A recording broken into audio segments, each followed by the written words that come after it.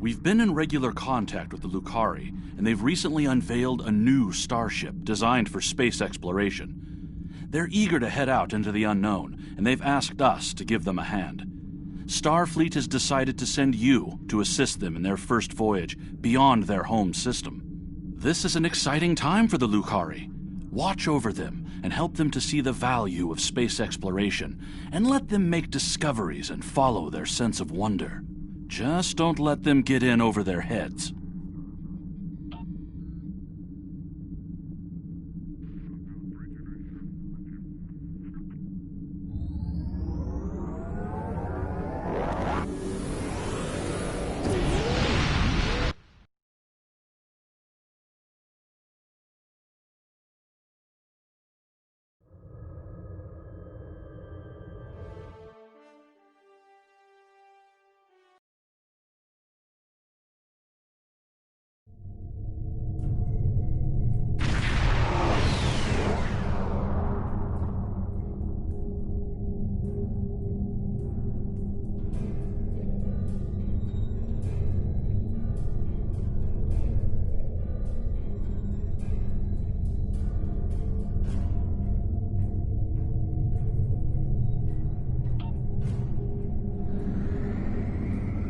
My dear friend Camarga, just think about how much I care. I try not to think about you at all, Margaret. If not me, consider my wealth of useful contacts. I thought I'd seen the last of you. That is to say, we meet again. Oh, come now. I'm sure we can reach an agreement that is to everyone's liking. I'm prepared to offer you an exclusive, once-in-a-lifetime investment opportunity. Thank you. That insistent Ferengi has been trying to make new trade deals with us since he first visited our system. Oh, everything he tries to sell is either broken or worthless.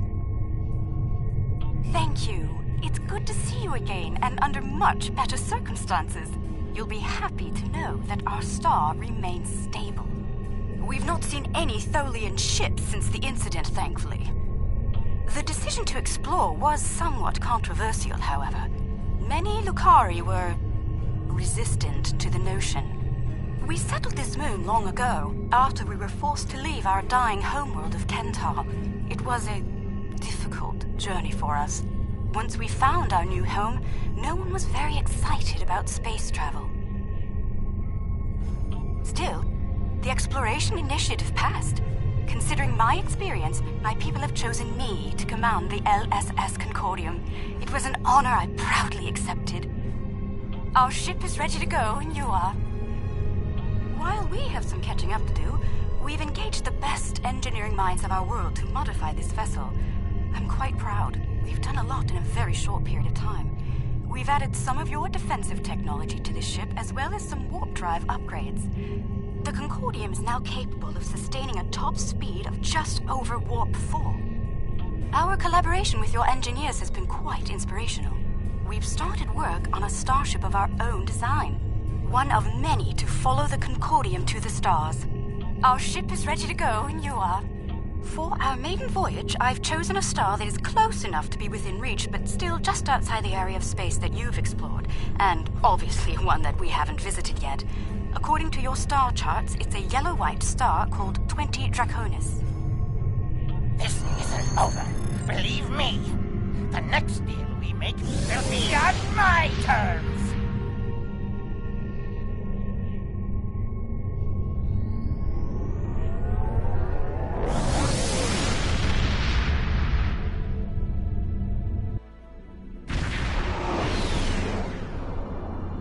We've arrived on the outskirts of the system. There's a large field of rocky debris and asteroids. We're picking up various metals and crystalline formations. Should we approach one of the larger asteroids and take some more readings?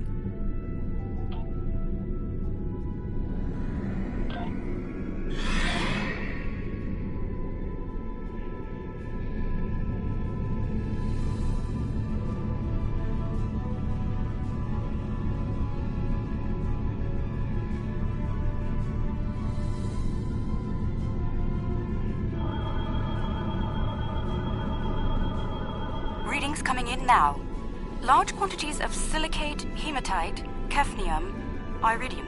Crystalline structures appear to be the result of deposits created under a heavy impact. Perhaps this asteroid was part of a larger one that broke up in a collision. Heading deeper into the field may yield more clues. Sensors are picking up some movement on the far side of the asteroid. Not simple orbiting debris either.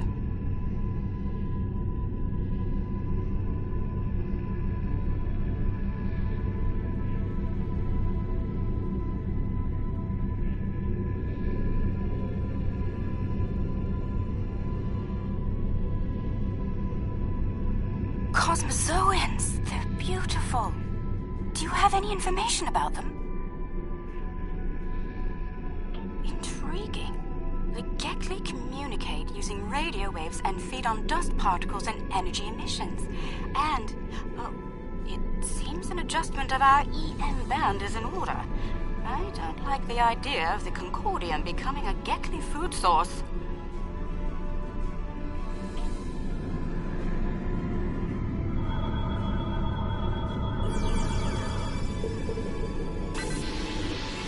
Adjusted our power systems. I'd like to gather more data on the Gekli before we move on. Any suggestions? An excellent idea. We'll be able to track their movements and learn more about their migratory patterns and feeding habits. We'll need to get close in order to attach the tag safely.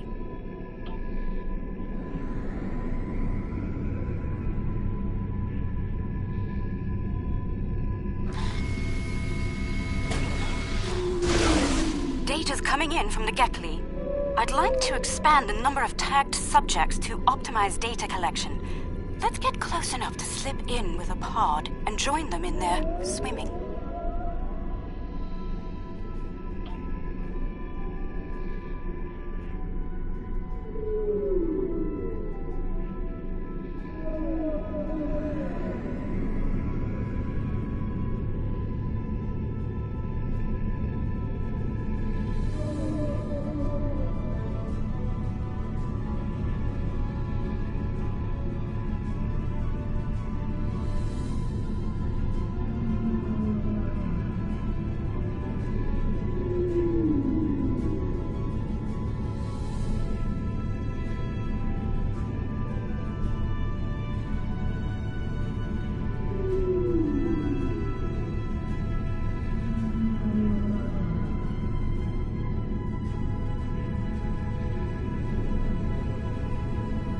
We're getting close-up readings from all of the creatures.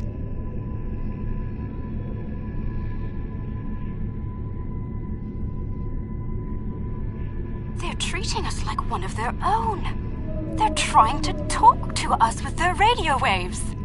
That was incredible. What a singular experience. We've spotted a larger group of them in an area not too far from here. This looks like a feeding ground for several Gekli pods. Let's go have a look.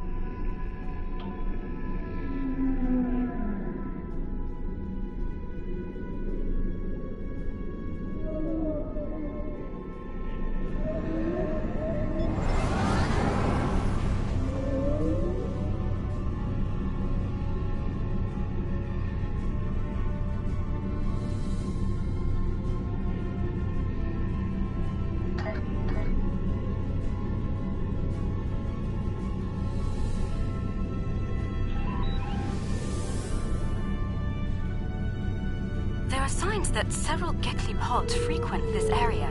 There's a lot of dust and particulate matter, but we can't see how the asteroids are getting broken down. I think there's something we're not seeing on the visible spectrum. Your ship has a stronger deflector than ours. Can you emit a particle wave? We could use that to illuminate things that might be happening in different spectra.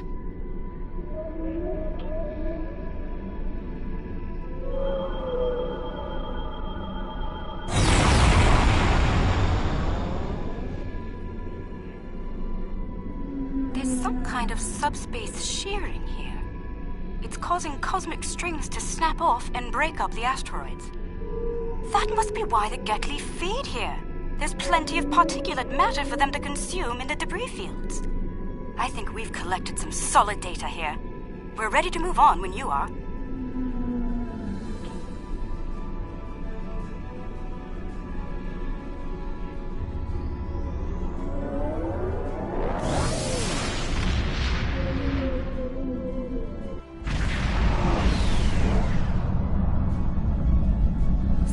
are reading a swarm of comets passing by this stellar body. They look to have an orbital period of about 173 of your standard years. I'd like to know if they came from outside of the system and were caught in its gravity, or if they originated here. Shall we take some scans?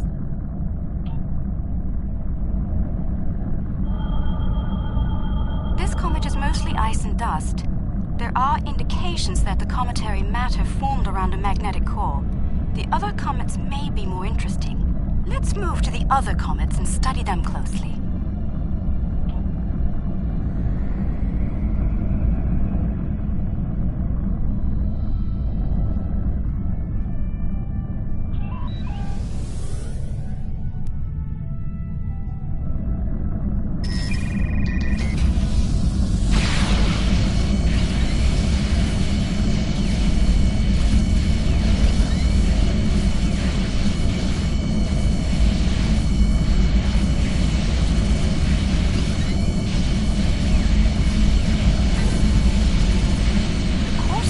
Signs of magnetic radioactive matter. This comet may have seen some interesting particle fields in its wandering.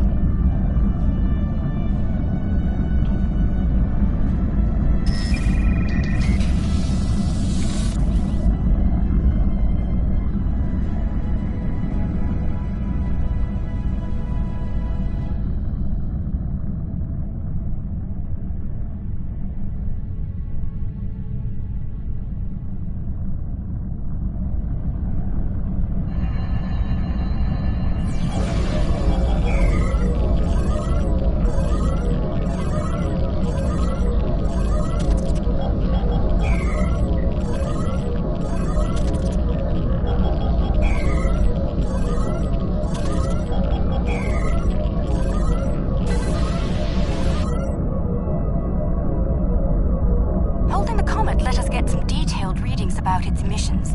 Based on the structure of its silicate crystals, it's been in a pattern. It picks up energy from its trip near the star, then loses that energy as it loops past the planets. It's like ice melting and refreezing, but it seems to lose a large quantity of energy all at once near here. I'm not sure why. The radioactivity should be steady. Comets seem to have a long orbit that coincides with the orbit of a Class A planet nearby. I'd like to launch a probe and see if the cometary movements have had any impact on the planet.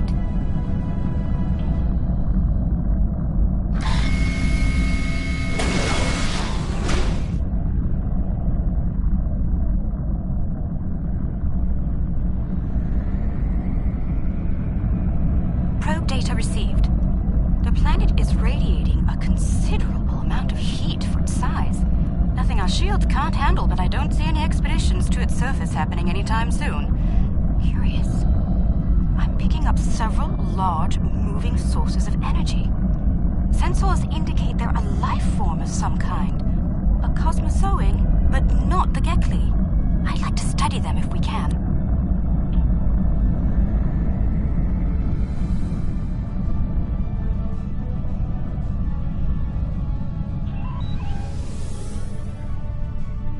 The planet is geothermal in nature. Its surface is partially molten.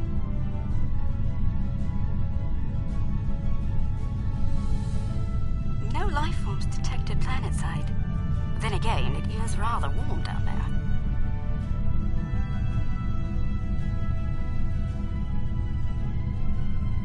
There they are. Magnificent, aren't they?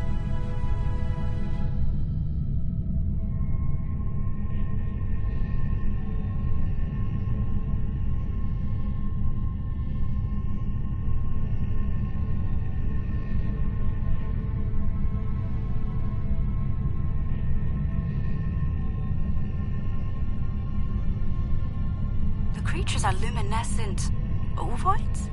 I'm not sure how to describe them. They remind me of an aquatic life form native to Lucari Prime. There are little ones huddling close to the planet's atmosphere. They must use the heat and the planet's electrical discharges to survive. Interesting. The these life forms were encountered by the USS Enterprise D on Deneb 4, someplace called Farpoint Station. They haven't been seen anywhere else since. You shouldn't harm them or their young. Let's transmit a greeting, then be on our way.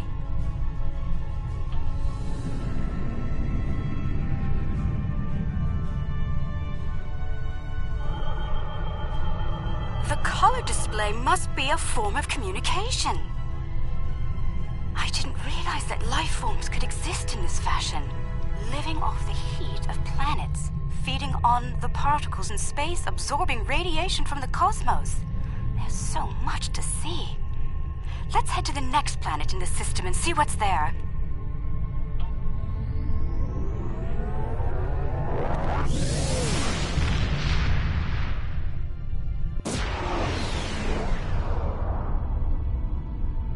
Are you seeing this? My sensors indicate this planet is completely devoid of any organic material, and yet it has a breathable atmosphere and lies well within the system's habitable zone. Most curious. I'm picking up residual levels of radiation. Oh my. I believe I know what happened to this world. Some kind of proto-matter wave happened here. Not if you know how to resolve the chaotic turbulence with a tarfine reduction. This was a recent event. Some kind of proto-matter incident happened, and it wiped out all life on the planet. I think we should send an away team down to learn more.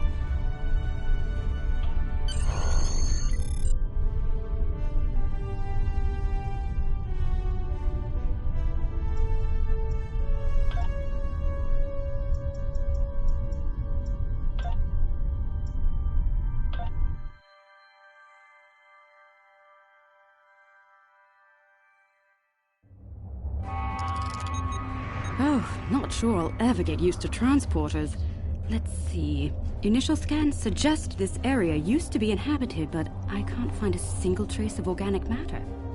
None. I see some carvings on those canyon walls. Let's take a look.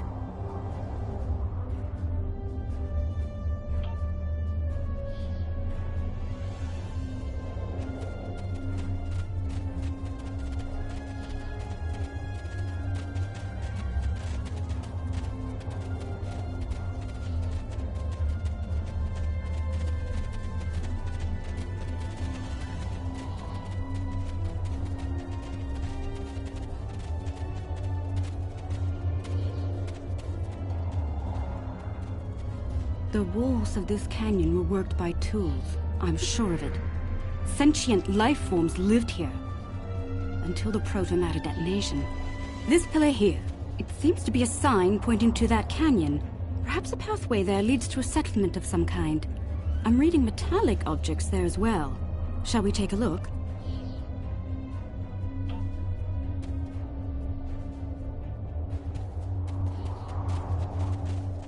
Look, there's some kind of large structure further down the canyon.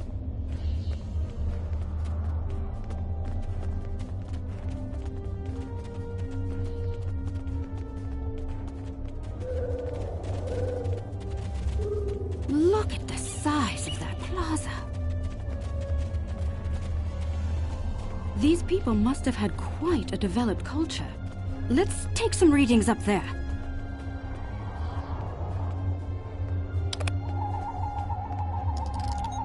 This looks like a town square or ceremonial center of some kind. I see some murals on the far side of the square over there by that arch. I'd like to examine them. They might tell us more about this place.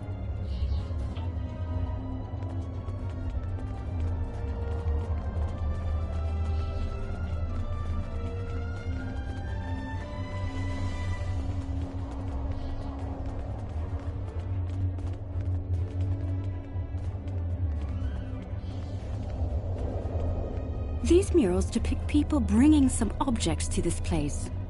Crystals or gems, I believe? They built their settlement around this site. I believe it was a place of great significance to them. The next mural may hold more clues for us. Let's have a look.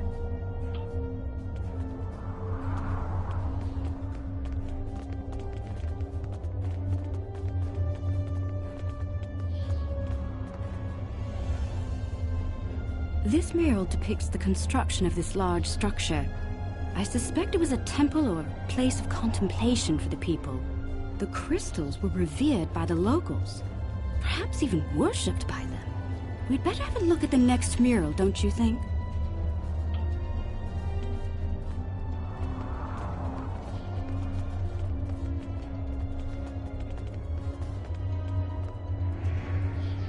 The crystals depicted in this mural appear to be growing for some reason.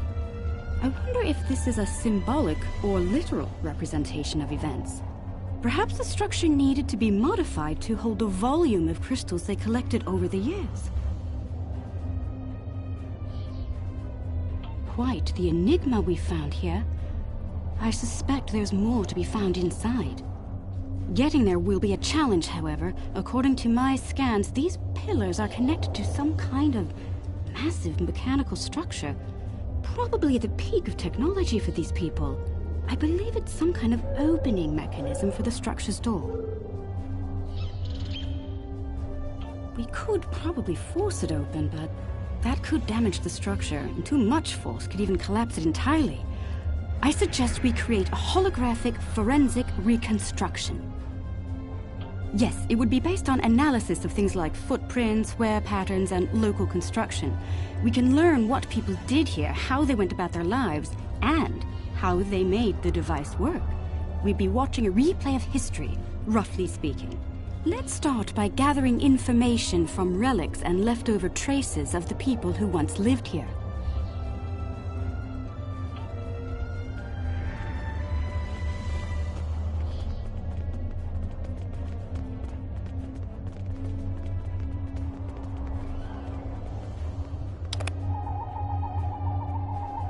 These artifacts were used with opposable thumbs and indicate a likely hand span of 22 centimeters.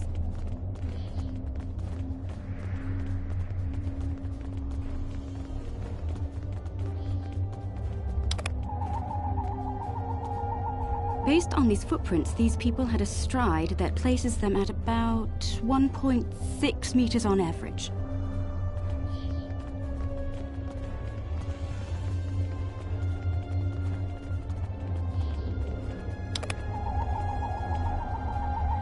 The wear patterns here show us that people leaned against here frequently. This was a meeting and gathering area. Strange. These relics should be covered with dust and sand, worn away by time and wind. But they're all uncovered. No organic matter left, and everything left behind in its place. Frozen in time, like... Yes, the evidence seems clear. The proto-matter detonation happened only weeks, perhaps even days ago. We're going to need to make an accurate simulation to continue our studies here. I suggest using modified pattern enhancers to do this.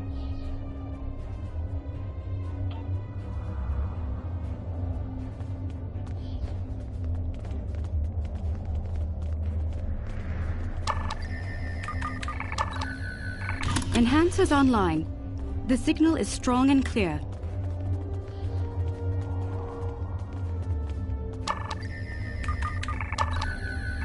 Two down, 2 to go.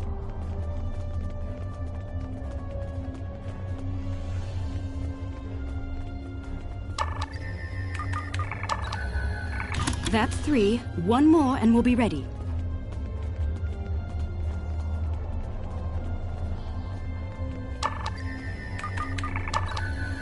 That's the last one. All enhancers online and standing by.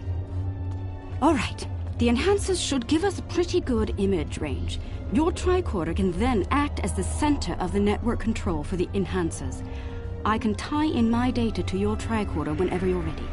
Get a little close to the center of the square so we can see what happens.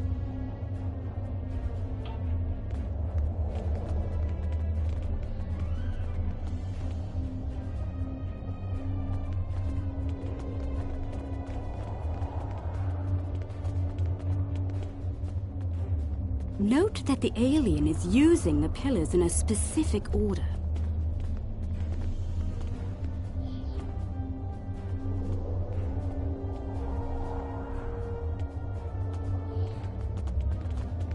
They're making the murals match up on each pillar.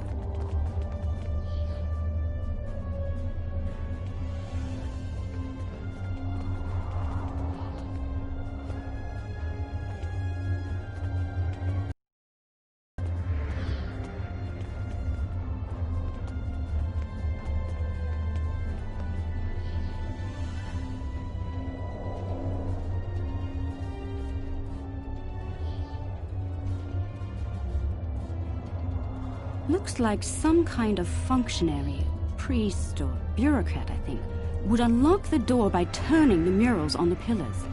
The top mural on each pillar seems to be locked in place for reference. We should follow the order they used on the pillar murals.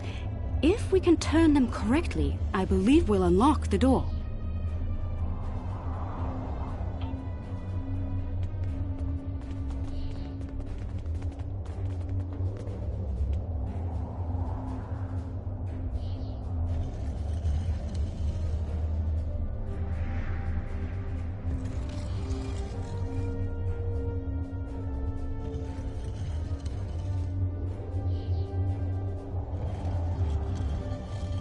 Do you hear that? That's the first pillar set in place.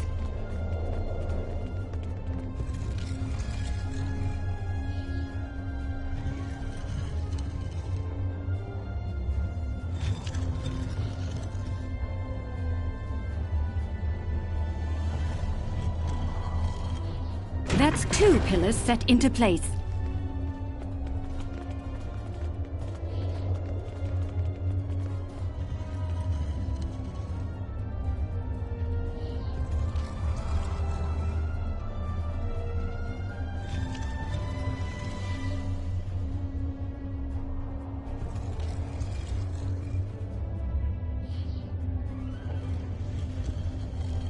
Three pillars are locked in now.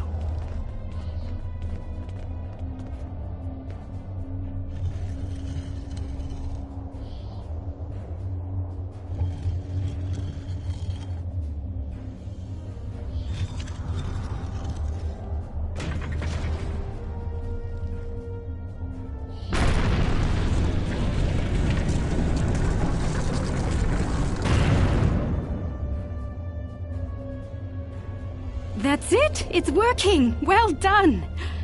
Shall we see what secrets this building holds? I think I see another mural inside the doorway. We should take a look at it.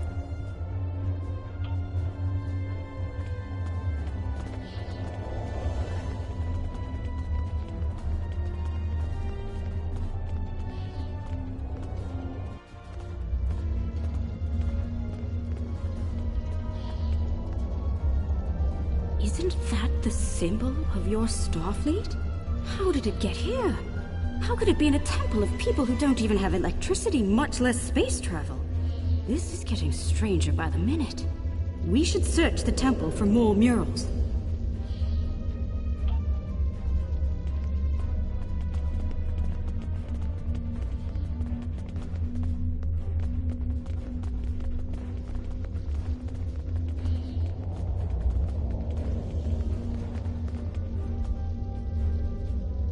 Those people in the picture, they don't look like the others.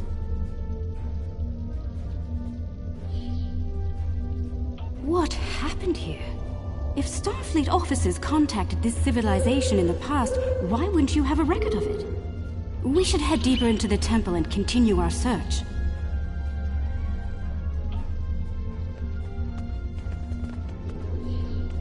I think the panel on the wall here can be pushed to open something. Those inner doors across from the panel are opening.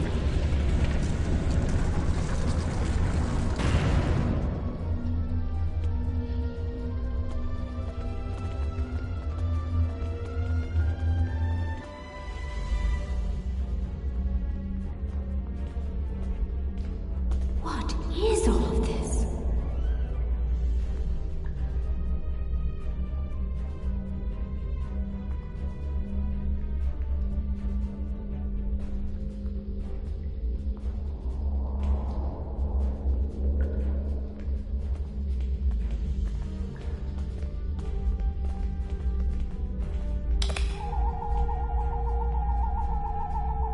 According to my tricorder, we've reached ground zero.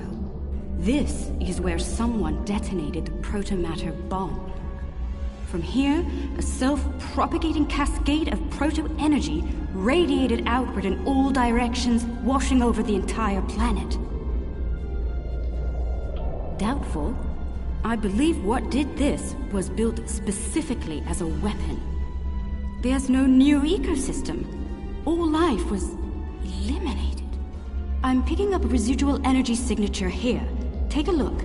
16 centimeter wavelength with a slight kaon leak. I've seen this before. It's a byproduct of Zenkathi technology.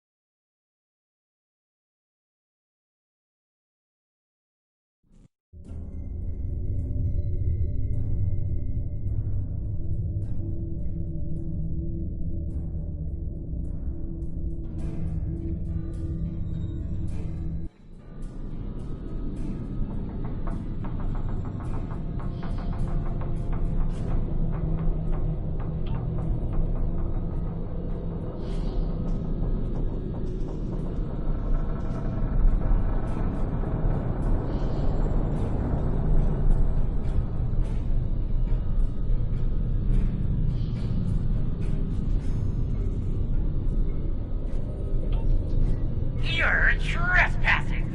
I'm claiming this station as salvage, along with everything in it. A little piece of history like this will be quite the vacation site. Experience life on the final frontier at Modron's K-13. But I digress. Unless you're here to discuss leasing opportunities, I suggest you beam off my station. Careful. This old beauty needs some serious repairs. It'd be a shame if something happened to you, or the active stasis pods my men found on board. Fair warning. My Nausicaan gods aren't very fond of intruders.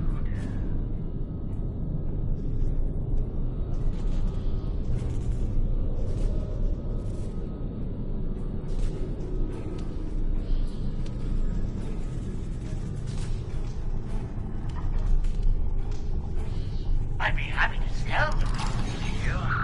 Consider their promotional bonus.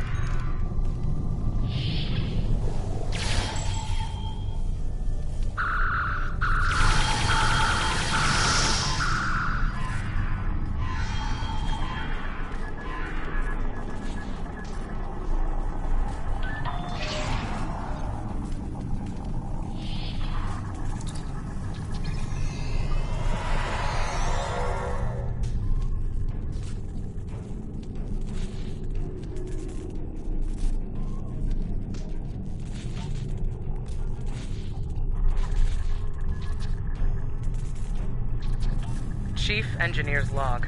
Supplemental.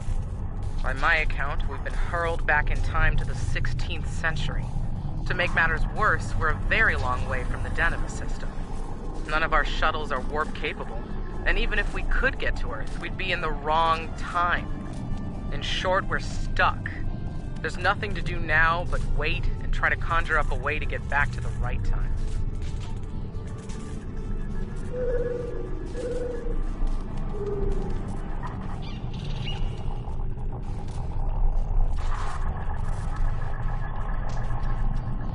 The fines for trespassing are quite severe, and I plan on collecting them.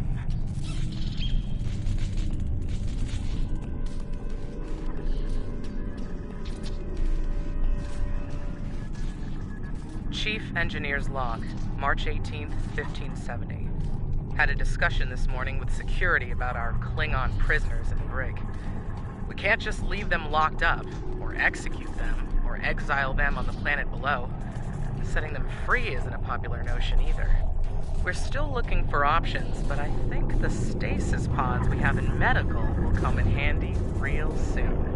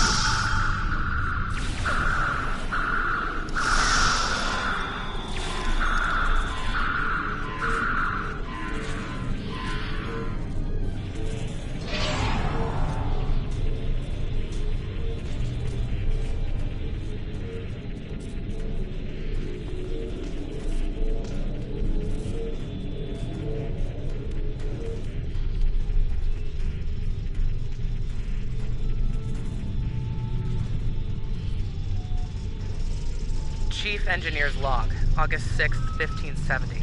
The Warp Booster Sled project is officially a bust. When we tried to spin up the coils, we couldn't get a stable warp field. Yashvi and Arlington managed to shut it down and stop a breach, but the shuttle's impulse drive is shot. I hate giving up, but we just don't have the parts we need to make it work.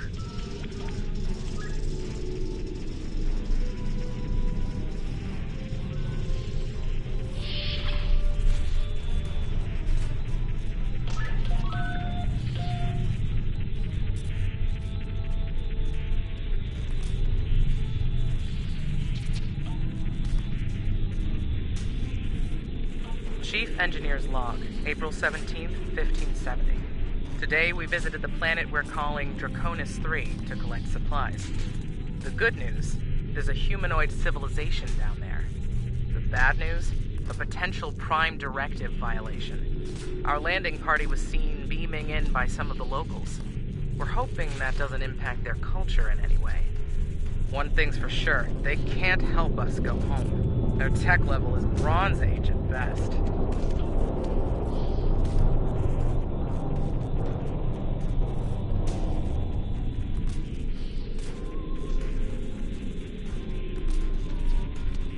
Trying my patience is going to cost you dearly.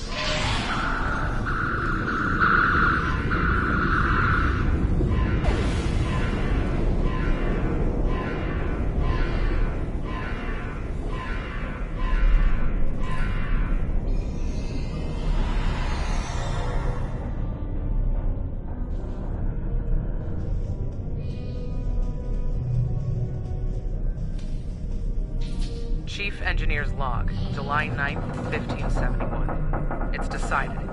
Most of us are going into cryosleep. Those who stay awake, well, there's the rub. Going to live on a remote part of the planet below is likely, despite the Prime Directive issues. Staying here isn't viable. When the supplies are gone and the remaining power is in the stasis pods, anyone left is a goner. This station will be there too.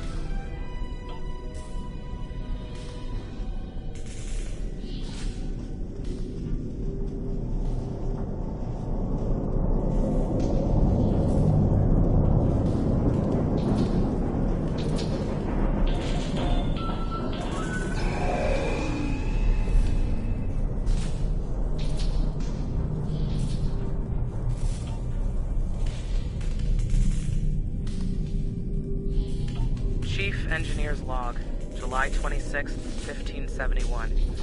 Most of us went into stasis this morning. There weren't enough pods for everyone. 3 of us had to stay awake. We drew lots, and Tavon, Sheridan, and I were the lucky winners. Since we're out of options, we've decided to go native and live out our lives under Draconis 3. Hopefully, one day our records will be found, and the people of Station K-13 will be remembered.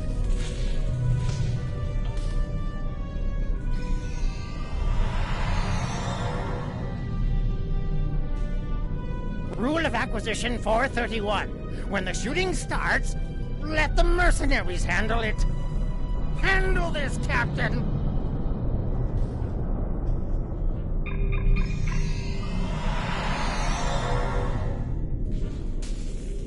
The crime is trespassing.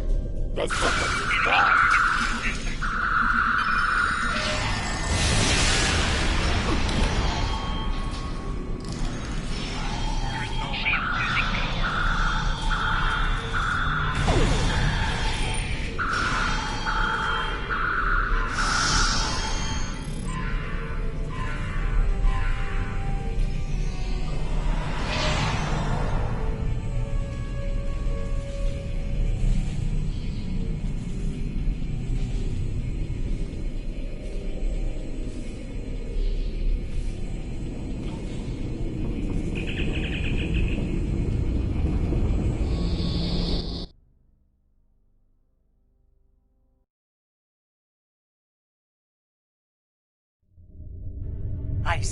took out the Nausigans on my station. I'll just add their fees to your tab. I do hope you're good for it. Otherwise, I might have to take possession of that pretty ship of yours. Come to think of it, I'll be taking your ship anyway. Whether you're alive or not when I do is up to you.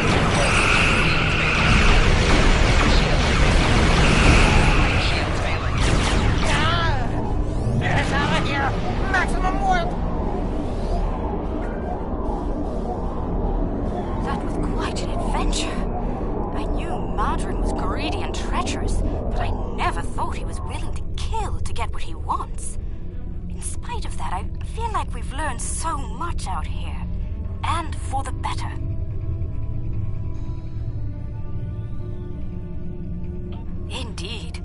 I'd say our first flight was a success. Now we need to share our discoveries with everyone back home. I hope today's events will convince my people of the continued need to explore and to be part of the galactic community. With luck, we'll do this again sometime, and soon. On behalf of the Lucari people, thank you.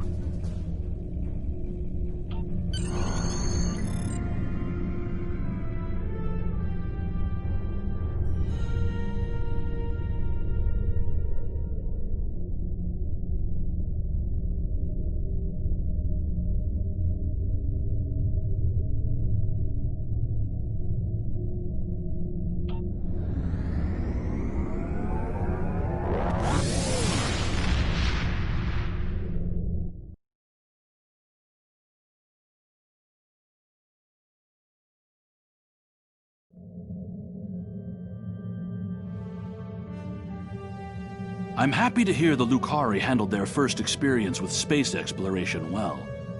There's talk of their desire to join the Federation, and from what I'm seeing, they'd be fine members.